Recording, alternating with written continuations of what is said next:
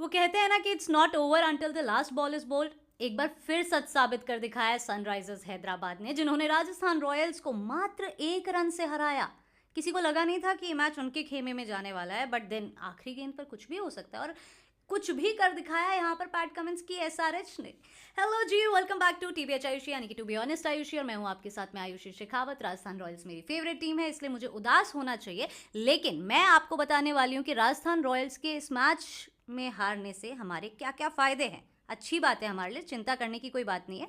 रुको, सब मैं आपको विस्तार से समझाऊंगी, लेकिन पहले हम बात करते हैं एसआरएच की, जिन्होंने टॉस जीता और बल्लेबाजी करने का फैसला किया।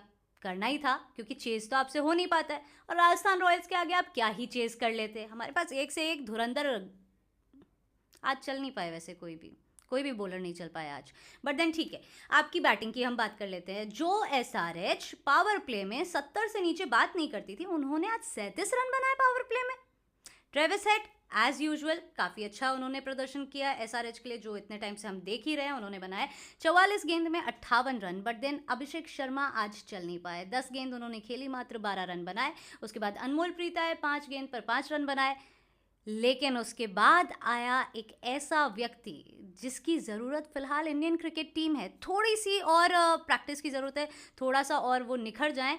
आई एम 100% श्योर कि he will be playing for India, क्योंकि इंडिया को ऑलराउंडर की ज़रूरत है, फास्ट बॉलर ऑलराउंडर की ज़रूरत है।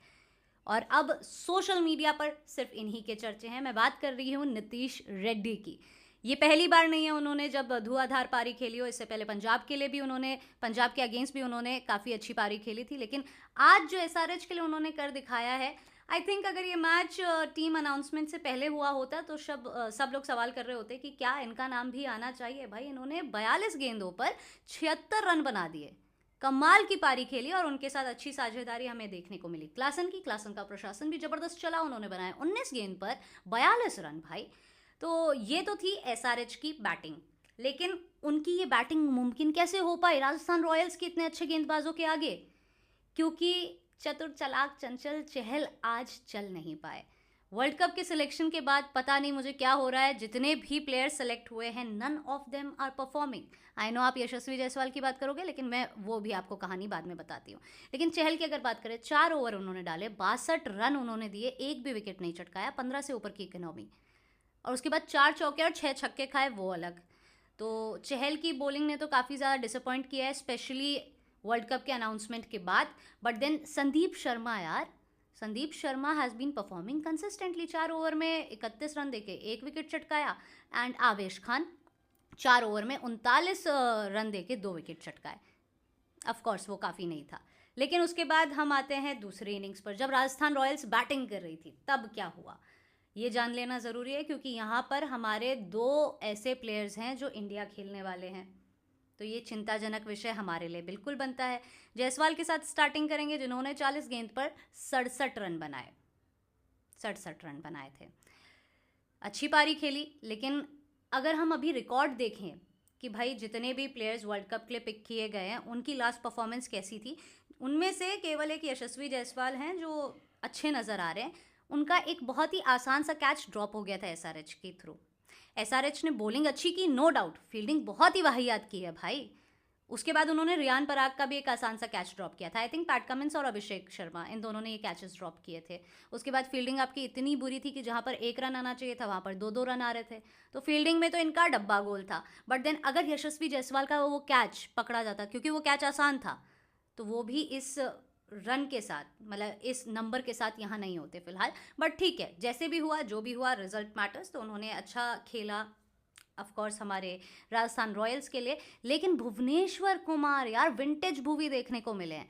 पहले ओवर के साथ स्टार्ट किया था उन्होंने, पहले ओवर में 2 विकेट चटकाए। भाई गजब का खेल रहा है ये बंदा। विंटेज भुवी ने 1 ओवर में, पहले ओवर में 2 विकेट चटकाए। जॉस बटलर ने वैसे एक गेंद खेली और उसी पे वो आउट हो गए। बट देन मैंने कहा था ना कि राजस्थान रॉयल्स के फैंस को टेंशन लेने की ज़रूरत नहीं है, इसीलिए कहा था। जॉस बटलर बहुत जल्दी आउट हो गए। ये बात हमारे लिए अच्छी इसलिए क्योंकि इस टीम को जॉस बटलर के बिना खेलने की प्रैक्टिस अब कर लेनी चाहिए। इंग्लैंड अपने प्लेयर्स को वापस बुलाने वाला है। प्लेऑफ्स में आपको बहुत ज़्यादा दिक्कत आएगी अगर आप जॉस बटलर के बलबूते पर मैच जीतने की प्लानिंग कर रहे हैं। तो ये आपके लिए एक अच्छी बात है कि आप अगर फ्यूचरिस्टिक सोच रख रहे हैं।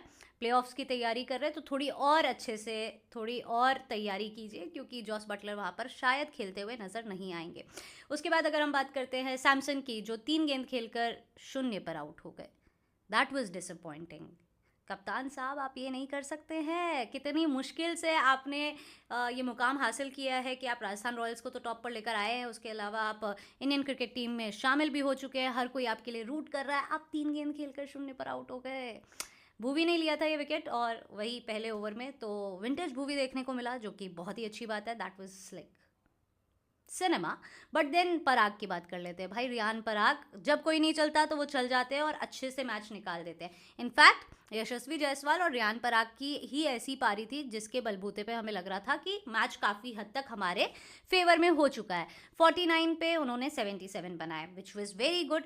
रोमन पॉवल और हेटमायर की बात कर लेते हैं। रोमन पॉवल ने 15 गेंद पर 27 रन बनाए, हेटमायर ने 9 गेंद पर 13 रन बनाए, लेकिन काफ़ी नहीं था, क्योंकि पैट कमिंस की एक खूबी है जिसकी वजह से उन्होंने अपनी टीम को भी जिताया था, पीली जर्सी वाली को, और उसके बाद अब SRH को भी वो जीत की तरफ ले जाते हुए नज़र आ रहे हैं। उनको काम रहना आता है, उनको पैनिक नहीं करना है किस तरह से सिचुएशन में, वो समझ में आता है, और उसी के साथ परफॉर्म कैसे करना है वो भी समझ में आता है। आखिरी के ओवर्स की अगर हम बात करें, जो भुवी ने और ऑफ कोर्स पैट कमिंस ने डाले थे, वहाँ से गेम बदलना शुरू हुआ। And of course we need to give credit to T Natarajan as well, जिन्होंने काफ़ी अच्छा खेला है और ये पहली बार अच्छा नहीं खेला है। तो बॉलर्स की यहाँ पर तारीफ करनी होगी, लेकिन फील्डिंग में पता नहीं ये लोग क्या कर रहे थे। भुवनेश्वर ने 4 ओवर में 41 रन देकर 3 विकेट चटकाए। भाई गजब, शुरुआत भी की, उसके बाद अंत भी किया। पैट कमिंस ने 4 ओवर डाले, 34 रन दिए, 2 विकेट चटकाए। टी नटराजन ने 4 ओवर डाले, 35 रन दिए, 2 विकेट चटकाए। तो इनके गेंदबाजों ने मैच था वो अपने नाम कर लिया, जैसे तैसे कर लिया। इतने ट्विस्ट्स, इतने टर्न्स हमें इस मैच में देखने को मिले। लेकिन अगर इस मैच के अलावा हम बात करें उन तमाम प्लेयर्स की जो राजस्थान रॉयल्स में भी थे और जो बाकी की टीमों में भी है, जो अब वर्ल्ड कप खेलने जा रहे हैं, भाई नज़र उतार लेनी चाहिए, क्योंकि ये जो टीम अनाउंस हुई है फिलहाल कुछ भी करती हुई नहीं दिखाई दे रही, और कोई भी कुछ भी करता हुआ नहीं दिखाई दे रहा है। इनफैक्ट आधे प्लेयर्स तो जैसे ही टीम अनाउंस हुई वैसे ही उनका डब्बा गोल हो गया, उससे पहले बेटर परफॉर्म कर रहे थे। स्टार्टिंग विद पांड्या, आखिरी मैच में 1 गेंद पर 0, शिवम दुबे 1 गेंद पर 0, उसके बाद स्काई यानी कि सूर्य कुमार यादव 6 गेंद पर 10 रन बनाकर आउट, जडेजा 4 गेंद पर 2 रन बनाकर आउट, रोहित शर्मा 5 गेंद पर 4 रन बनाकर आउट, और उसके बाद संजू सैमसन 3 गेंद पर 0। यशस्वी जायसवाल की बात हमने कर ली, 40 पर उन्होंने 67 बनाए, लेकिन अगर वो कैच ड्रॉप नहीं हुआ होता तो क्या आप ये बना पाते? Then if we speak about Chahal, 4 चौके 6 छक्के, भाई क्या क्या ऐसे कैसे जीतेंगे हम वर्ल्ड कप?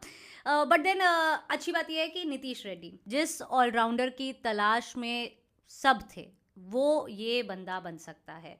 थोड़ी सी और प्रैक्टिस और कोई बड़ी बात नहीं है, 6 महीने के बाद अगर हम उनको खेलते हुए देख भी रहे होंगे इंडिया के लिए तो that is a good thing. And Rajasthan Royals के फैंस बिल्कुल निश्चिंत रहिए, एक मैच हमारे लिए हारना ज़रूरी था, क्योंकि हमें होश में आने की ज़रूरत है।